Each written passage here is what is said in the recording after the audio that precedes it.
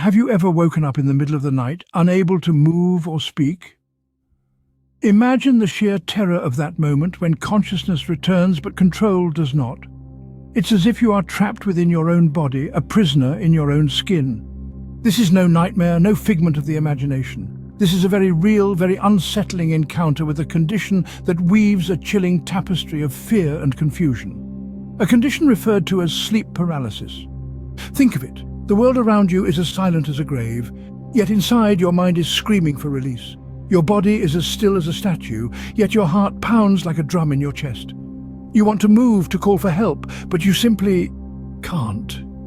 It's like being buried alive within your own self. You may feel a presence, perhaps a malevolent one, lurking just out of sight.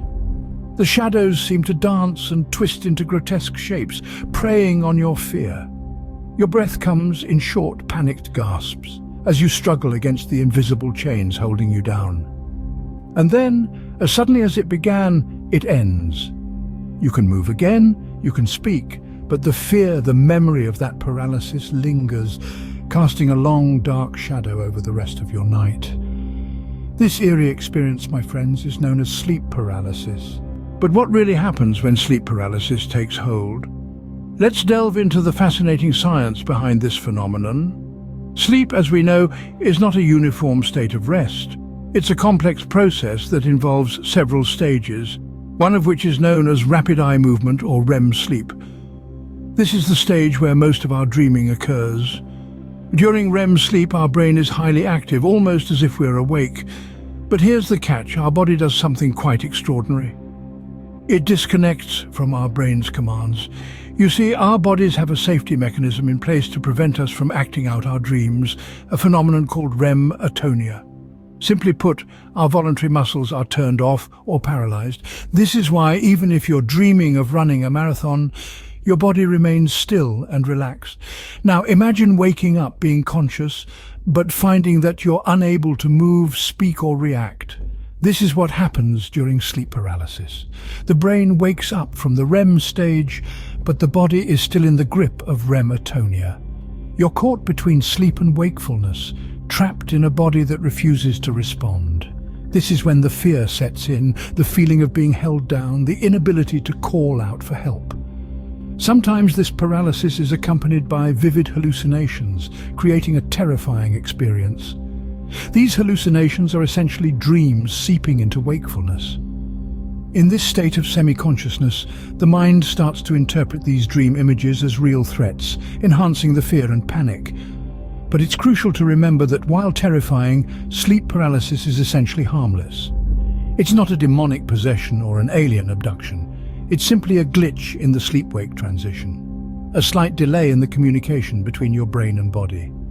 Our understanding of sleep paralysis is still evolving as scientists continue to unravel the intricacies of our sleep cycles and brain functions. But one thing is clear: it's a testament to the incredible complexity of the human brain and its influence over our perceptions and experiences. So it's not a supernatural event, but a hiccup in our sleep cycle. But why does this happen to some people and not to others? Well, there's no one-size-fits-all answer to this, as sleep paralysis can be triggered by a variety of factors. Let's delve into some of the most common ones. First up, we have stress. Yes, that pesky stress that seems to creep into every corner of our lives can also invade our sleep. When we're stressed, our bodies are on high alert, and this can interfere with the transition between sleep stages, leading to episodes of sleep paralysis. Next, we have irregular sleep patterns. Our bodies thrive on routine, and that includes our sleep schedule. When we disrupt this rhythm by sleeping at odd hours or not getting enough sleep, we throw our bodies off balance. This can disrupt the REM and non-REM sleep cycles, making it easier for sleep paralysis to occur. Another major culprit is sleep deprivation.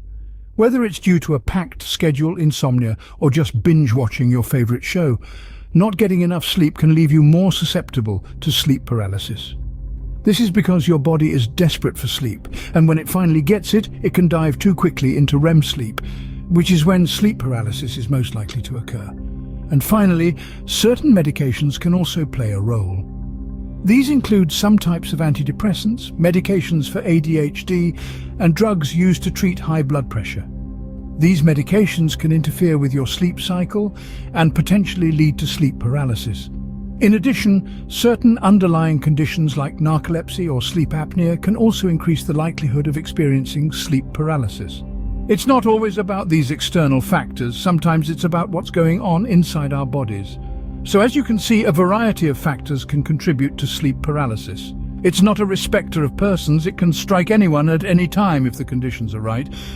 It seems our lifestyle choices can greatly affect our sleep and our nightmares.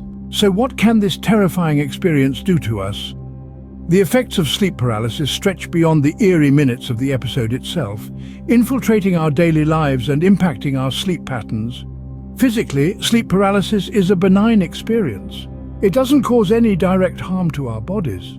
The real danger lies in its psychological effects, and these can be quite severe. Imagine being trapped in a nightmare, unable to move or scream. This intense fear can lead to sleep anxiety or somniphobia, the fear of sleep. Individuals may dread going to bed, fearing they might experience another episode of sleep paralysis.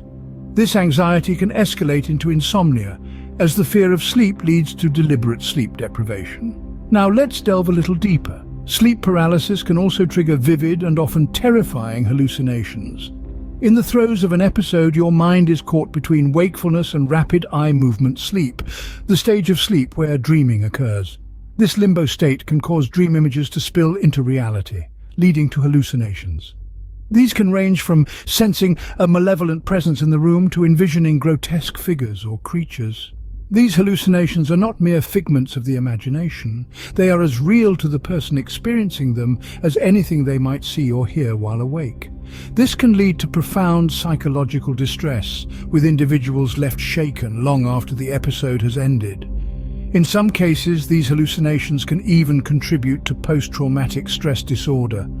Sleep paralysis can also impact our overall sleep quality. Repeated episodes can lead to fragmented sleep and chronic fatigue. Over time, this can affect our cognitive function, memory, and mood, leading to impaired performance in daily activities. In summary, while sleep paralysis might not pose a direct physical threat, its psychological effects can be deeply unsettling. It's like a shadow in the night, a spectre that haunts our sleep, turning it from a sanctuary of rest into a stage for nightmares. Sleep paralysis might be harmless physically, but it can certainly wreak havoc on our minds. So, what have we learned about this nocturnal terror? Over the course of this video, we've delved deep into the mysterious realm of sleep paralysis, a phenomenon that can transform the tranquility of slumber into a chilling ordeal. Let's recap. Sleep paralysis is a temporary inability to move or speak while falling asleep or upon waking. It's a limbo state where the mind is awake but the body remains in the grip of sleep paralysis. This disconnection between mind and body can lead to hallucinations and an overwhelming sense of fear. We've also explored what triggers this sleep-induced paralysis. Factors like irregular sleep patterns, sleep deprivation, stress, and certain mental health conditions can all contribute to the occurrence of sleep paralysis. But despite the terror it can induce, sleep paralysis is not harmful. It's a temporary state that lasts for a few minutes at most. The physical effects are minimal, but the psychological effects can be significant, leading to anxiety and fear of sleep. We've also talked about ways to manage and prevent sleep paralysis, regular sleep patterns, stress management techniques, and seeking professional help if it becomes a recurring problem.